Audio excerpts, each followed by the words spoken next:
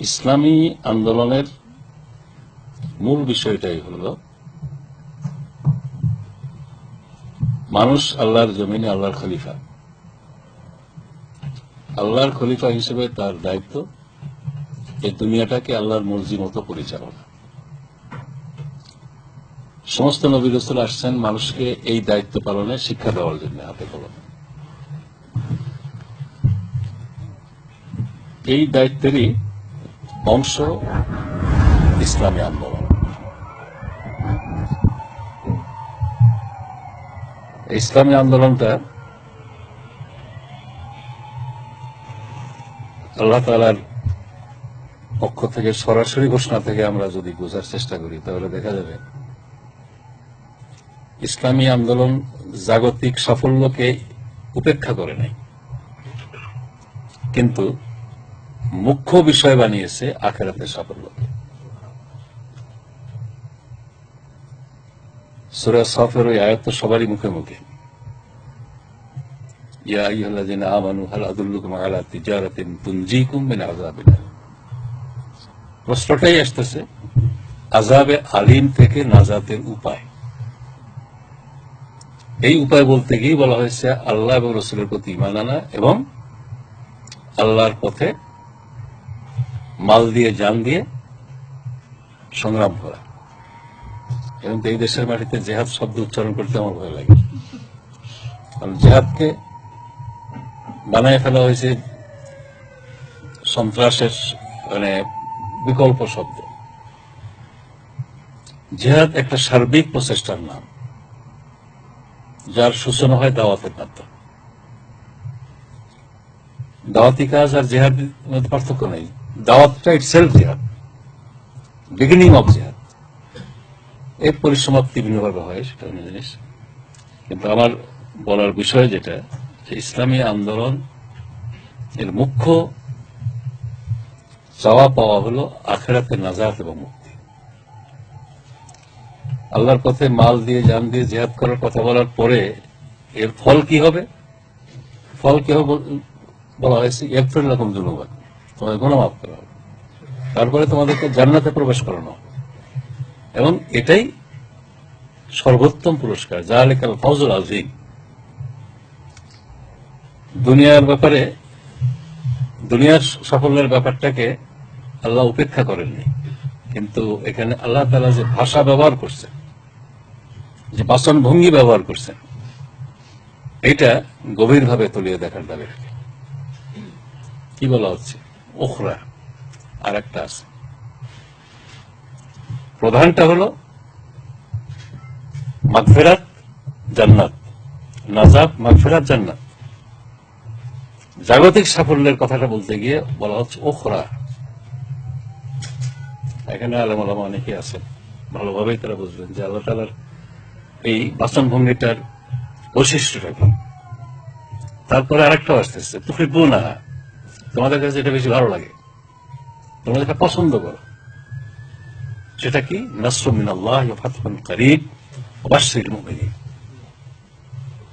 আল্লাহর পক্ষ থেকে নিকটতম বিজয়, যেটা মানুষের কাছে বেশি পছন্দের। এখন আমাদের বাস্তব অভিজ্ঞতা যেটা দেখি, আন্দোলনের সাফল্য একটু দূরে মনে হলে হতাশা আসে, প্রশ্ন জাগে, ঠিক পথে চলছে কিনা, আন্দোলন ঠিক আছে কিনা, এইটা করলে ওদের তাড়াতাড়ি বিজয় আসতো, ওটা করলে তাড়াতাড়ি বিজয় আসতো। মাওলানা মওদুদী রহমাতুল্লাহ আলাইহ সাফল্যের শর্তাবলী বই তো একটা বক্তৃতা। এখানে সবরের পর্যায়ে আলোচনা করতে গিয়ে বলছেন, সাফল্য বিলম্বিত হওয়ায় অস্থির হওয়াটাও সবরের পরিপন্থী। সারা দুনিয়ায় ইসলামী আন্দোলকদের মধ্যে যে কিছুটা হতাশা দেখা যায়, যে এখনো তো ইসলামী আন্দোলন বিজয় অর্জন করতে পারে নাই। জামাতের ব্যাপারে ওঠে, সেই 1941 সনে জামাতের জন্ম, তো 60 বছরের বেশি হয়ে গেছে, 67-68 বছর চলে গেল, তো কি হবে আর? এইখানে দৃষ্টিভঙ্গিটা যদি পরিষ্কার থাকে, তাহলে হতাশা নিরাশা আমাদেরকে স্পর্শ করার কথা নয়। নূহ আলাইহিস সালাম তো নবী ছিলেন, 950 বছর দাওয়াত দিয়েছেন, সেখানে ইসলাম কায়েম হয়নি। তিনি আফসোস করে বলছেন, আমি প্রকাশ্যে দাওয়াত দিলাম, গোপনে দাওয়াত দিলাম, একা একা দাওয়াত দিলাম, দলগতভাবে দাওয়াত দিলাম, তারা শুধু আমার থেকে দূর ভাগতেই থাকলো। এরপরে কওমের জন্য বদদোয়া করে ফেলেন, রব্বি লা তাযার ফিল আরদি মিনাল কাফিরিনা দাইয়ারা, এই দুনিয়ায় কাফেরদের একটি ঘরও তুমি রেখো না। আমরা কি বলতে পারি যে নূহ আলাইহিস সালাম নবী হিসেবে ব্যর্থ হয়েছেন? সাফল্যের ব্যাপারে পরিষ্কার কথা, যদি ইসলামী রাষ্ট্র কায়েম হয়েও যায় আর আমার মধ্যে ইখলাসের অভাব থাকে, তাহলে ব্যক্তি হিসেবে আমি ব্যর্থ। আর আমার মধ্যে যদি ইখলাসের ক্ষেত্রে কোনো ত্রুটি না থাকে, আল্লাহর দেওয়ার সামর্থ্য আমি পুরোপুরি আল্লাহর পথে ব্যয় করে থাকি, তারপরেও যদি ইসলাম বিজয়ী না হয়, তবু আমি ইনদাল্লাহ কামিয়াব। সফলতা ব্যর্থতা সম্পর্কে ইসলামী আন্দোলনের এই ধারণাটা মজবুত না থাকার কারণে, সঠিক না থাকার কারণে কিছুদূর আগানোর পরে একটু বিপদ দেখলে, তারপরে একটু সাফল্য বিলম্বিত দেখলে হতাশা আসে। এটা ইসলামী আন্দোলনের স্পিরিটের পরিপন্থী, এবং এটা দুনিয়ার সর্বত্রই ইসলামী আন্দোলনের ব্যাপারে এখন ঘটছে। আমাদের উপমহাদেশের ইসলামী আন্দোলন, যেটা জামাত ইসলামের নেতৃত্বে শুরু হয়েছিল, সেখানে ওই বিষয়টা আছে। তো এটা একটা বিষয়। এরপরে যে বিষয়টা আমরা ফেস করেছি, বাংলাদেশেও আমরা কিছু ফেস করেছি, বাইরেও আছে, ইসলামী আন্দোলন, আদর্শিক আন্দোলন একটু রিজিডিটির কারণে এগোতে পারছে না। একটু বেশি ওপেন হলে বোধহয় লাভ হতো। আমি কালকে এ ব্যাপারে 3টা সংগঠন, আমাদের চেনা জানা 3টা সংগঠনের পরিণতি এখানে উল্লেখ করেছিলাম। একটা মুসলিম লীগ, 1906 সনে প্রতিষ্ঠিত মুসলিম লীগ, তার স্লোগান ছিল 2টা। একটা স্লোগান ছিল মুসলিম হো তো মুসলিম লীগ না, যদি তুমি নিজেকে মুসলমান মনে করো তাহলে মুসলিম লীগে জয়েন করো। দ্বিতীয় স্লোগান ছিল লড়কে লেঙ্গে পাকিস্তান কায়েম করেঙ্গে আল কোরআন, লড়াই করে পাকিস্তান অর্জন করব এবং সেখানে কোরআন কায়েম করব। মাওলানা মওদুদী রহমতুল্লাহ আলাইহি 1940 সনে জামাত ফর্ম হওয়ার আগে আলিগড়ে একটা সেমিনারে এই বক্তব্য দিয়েছিলেন, যার শিরোনাম ছিল ইসলামী হুকুমত কিস তরহ কায়েম হতি হ্যায়। ওটারই বাংলা অনুবাদ ইসলামী বিপ্লবের পথ। উপমহাদেশ ভাগ হয়েছিল টু নেশন থিওরির ভিত্তিতে, মুসলমানরা একটা স্বতন্ত্র জাতি, এই তত্ত্বের ভিত্তিতে। মুসলিম লীগের কাছে এই তত্ত্ব প্রতিষ্ঠিত করার মতো কোনো হাতিয়ার ছিল না। এই হাতিয়ার এককভাবে সরবরাহ করেছেন সৈয়দ আবুল আলা মওদুদী রহমতুল্লাহ আলাইহি। একটা মোটা 3 ভলিউমের বই মুসলমান আর মর্যাদা সিয়াসি কাশমাকাশ, এটার মাধ্যমে, আর ওসার নির্যাস একটা চটি বই মাসালায়ে কওমিয়ত, ইসলাম ও জাতীয়তাবাদ নামে যেটা পরিচিত। এটা ছিল মুসলিম লীগের পুঁজি। কিন্তু মুসলিম লীগের নেতৃত্ব এবং তাদের কর্মধারার ভিত্তিতে ইসলাম কায়েম হতে পারে না। মাওলানা মওদুদী আল্লাহ তাআলা দূরদৃষ্টি দিয়েছিলেন। তিনি তখন বুঝেই যে প্রেডিকশনটা করছিলেন, পাকিস্তান হওয়ার পরে এটা 16 আনা 100 ভাগ সত্য প্রমাণিত হয়েছে। তিনি কথা বলছিলেন যে বর্তমান ব্রিটিশ আইনে যে অপরাধের জন্য হয়তো জেল জুলুম হবে, এই ধারায় ইসলামের নামে একটা দেশ হয়ে যাওয়ার পরে হয়তো ওই অপরাধে মৃত্যুদণ্ড দেওয়া হতে পারে।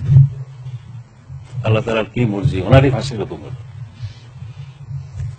মুসলিম লীগ সরকারের মাধ্যমে ওনার ফাঁসির হুকুম হয়েছিল। এই মুসলিম লীগ এখনো আছে, ইন্ডিয়াতেও আছে, আমাদের বাংলাদেশেও আছে, আর পাকিস্তানে তো ক্ষমতায় আছে। এবং তাদের একটা ঐতিহাসিক কাজ ছিল বিশ্বের বৃহত্তম মুসলিম দেশ গঠন হয়েছিল তাদের নেতৃত্বে এবং ইসলামের নামে অর্জিত হয়েছিল। সৈয়দ কুতুব পর্যন্ত এই যুগে ইসলাম কায়েম সম্ভব, এই এক্সাম্পলসের দিকে পাকিস্তান পেয়েছে। কিভাবে পাকিস্তান হয়েছিল? একদিকে পূর্বাঞ্চলে বাংলা ভাষাভাষী, পশ্চিমাঞ্চলে সিন্ধি ভাষাভাষী, পাঞ্জাব ভাষাভাষী, পশতু ভাষাভাষী, বেলুচ, এই হেটারোজেনাস এলিমেন্টস নিয়ে মাঝখানে 1000 মাইলের ব্যবধান রেখে যে একটা দোষ হলো, ইট ওয়াজ মিরাকল ইসলামের নামে। আমি ডক্টর হাসান জামান সাহেব মারা গেছেন, আল্লাহ তাআলা জান্নাত নসিব করুক, ঢাকা বিশ্ববিদ্যালয়ের পলিটিক্যাল সায়েন্সের একজন খুবই ট্যালেন্টেড টিচার ছিলেন। উনি বলছিলেন যে পাকিস্তান হলো বিশ্ব রাষ্ট্রের একটা নমুনা। পাকিস্তান প্রতিষ্ঠা ইটসেলফ এটা প্রমাণ করে যে একদিন গোটা বিশ্ব কেন্দ্র করে একটা রাষ্ট্র হতে পারে। কারণ 5টা প্রভিন্সের মানুষের কালচার, ইতিহাস, ভাষা, চাল চলন, আচার ব্যবহার এত ভিন্নতা থাকা সত্ত্বেও এক রাষ্ট্র হয়েছে কিসের জন্য? সেটা একটা আদর্শের জন্য। এটা টেকে নেয়, এটা দুর্ভাগ্য মুসলিম উম্মাহ।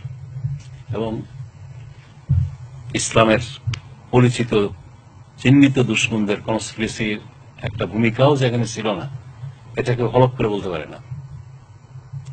পার্লামেন্টে আমাদের অনেক মুক্তিযোদ্ধা এমপির মুখে বক্তৃতা শুনছি যে এখন আমরা বুঝতেছি ভারত আমাদেরকে আমাদের ভালোবাসা সাহায্য করেনি।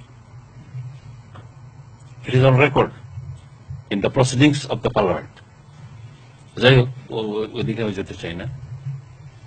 এই মুসলিম লীগ পাকিস্তানে ইসলাম দিতে পারেনি, বরং পাকিস্তানের ইতিহাস প্রমাণ করবে যে ইসলাম কায়েমের পথে তারাই বাধা সৃষ্টি করেছে। দ্বিতীয় একটা ইসলামী দল ছিল, আলেম ওলামা প্রধান দল নিজাম ইসলাম। আমার নিজের মনে ছোটবেলায় প্রশ্ন ছিল যে ইসলাম একটা দল দুটো কেন? একটা জামাত ইসলামের, একটা নিজাম ইসলাম, পার্থক্যটা কি? আমার এক উস্তাদ নিজাম ইসলাম করতেন, তাহলে আমি প্রশ্ন করছিলাম, ওনার কথায় শেষ পর্যন্ত আমি ওনার দিকে আকৃষ্ট না হয়ে জামাতের দিকে চলে গেলাম। উনি বুঝালেন যে জামাত ভালো, তাদের সাহিত্য আছে, কিন্তু এত রিজিড, একেবারে কমার্সদের মতন ডিসিপ্লিন, এইটা দিয়ে তো কিছু করা যাবে না। আমরা লিবারাল, সবাই আসছে। এমনকি আমি দেখেছি যে কাল পর্যন্ত ন্যাপ করতো, হঠাৎ নিজাম ইসলামে যোগদান করেছে, নেতা হয়ে গেছে কেন? আমার নিজের জেলায় দেখলাম একজন মুসলিম লীগের নেতা ছিল, কয়েকদিন পরে নিজাম ইসলামে জয়েন করে জেলার কনভেনার হয়ে গেল। আমরা দেখেছি একটা বড় ইউনিভার্সিটি কলেজে ছাত্র ইউনিয়নের জাতীয় লিডার, কয়েকদিন পরে দেখি যে ফরিদ আহমদ সাহেব নিজাম ইসলামের প্রধান, তার সেক্রেটারি হয়ে গেছে। এই লিবারেল প্রতিষ্ঠানটি ক্ষমতায় গিয়েছিল, সেন্ট্রাল মিনিস্টার হয়েছিল, প্রাইম মিনিস্টার হয়েছিল তাদের লোক। চৌধুরী মোহাম্মদ আলী সাহেব 56 সংবিধান দিয়েছিলেন, তিনি প্রধানমন্ত্রী হয়েছিলেন। মৌলভী ফরিদ আহমদ সাহেব তিনি সেন্ট্রাল মিনিস্টার হয়েছিলেন, তারপরে প্রভিন্সিয়াল এডুকেশন মিনিস্টার পর্যন্ত নিজাম ইসলাম থেকে হয়েছিল। কিন্তু ওই দলটার এখন দূরবীন দিয়ে তালাশ করে পাওয়া সম্ভব না। থার্ড আর একটা দল আমরা দেখেছি, বুদ্ধিজীবী প্রধান, বাংলা তৎকালীন পূর্ব পাকিস্তানের সেরা বুদ্ধিজীবীদের সংগঠন খেলাফতে রব্বানী পার্টি। 54-তে যুক্তফ্রন্ট গঠন হয়েছিল, যে 4টা দল নিয়ে তার অন্যতম একটা দল ছিল খেলাফতে রব্বানী পার্টি। আওয়ামী লীগ, কৃষক শ্রমিক প্রজা পার্টি, নিজাম ইসলাম এবং খেলাফতে রব্বানী পার্টি। খেলাফতে রব্বানী পার্টির কালচারাল উইং ছিল তামাদ্দুল মজলিস। প্রফেসর গোলাম মোহাম্মদ সাহেব এই তামাদ্দুল মজলিসের সাথে ছাত্র জীবনে কাজ করেছেন। এদের স্টুডেন্ট উইং ছিল এসএফ, স্টুডেন্ট ফোর্স। এই স্টুডেন্ট ফোর্সেও মিজানুর রহমান সেলিম নাম শুনেন, ব্যারিস্টার মওদুদ সাহেব, আমাদের শিক্ষামন্ত্রী ছিলেন ওসমান ফারুক সাহেব, এরা সব এই প্রতিষ্ঠানের প্রোডাকশন। কিন্তু